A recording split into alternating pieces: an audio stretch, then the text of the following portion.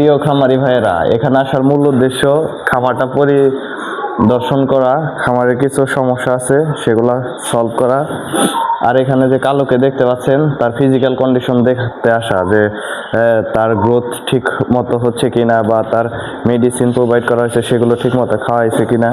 এটা হচ্ছে বর্তমান রোজার ঈদে এটা বিক্রি করা হবে। যাই হোক, তাকে কিছু মেডিসিন প্রোভাইড করা হয়েছে এবং কিছু পরামর্শ দেওয়া হয়েছে খামারিকে, সে ঠিকমতো সেগুলো করতেছে কিনা, আই মিন মেডিসিন ঠিকমতো খাওয়াচ্ছে কিনা বা খামারে ঠিকমতো যত্ন করতেছে কিনা, সে উদ্দেশ্যে এখানে আসা। এবং এখানে দেখতে পাচ্ছেন সামথিং কিছু গরু রয়েছে, তাদের সব ফিজিক্যাল কন্ডিশন অবজারভেশন করার জন্য এখানে এসেছি। যাই হোক, আপনার খামার যদি কখনো কোনো সমস্যা হয় অবশ্যই যোগাযোগ করবেন, এবং খামারের যে কোনো সমস্যায় যোগাযোগ করবেন। এবং খামার ম্যানেজমেন্ট থেকে শুরু করে আপনি একটা খামার কীভাবে গড়বেন, যে কোনো আপনি হাঁস মুরগি গরু ছাগল কুকুর বিড়াল যাই লালন পালন করেন না কেন, যে কোনো সমস্যা অবশ্যই যোগাযোগ করবেন। এবং যে কোনো পরামর্শ এবং যে কোনো চিকিৎসা, যে কোনো অপারেশন যাই বলেন না কেন, আর আপনার খামারের সার্বিক তত্ত্বাবধানে আমাকে সবসময়ই পাবেন।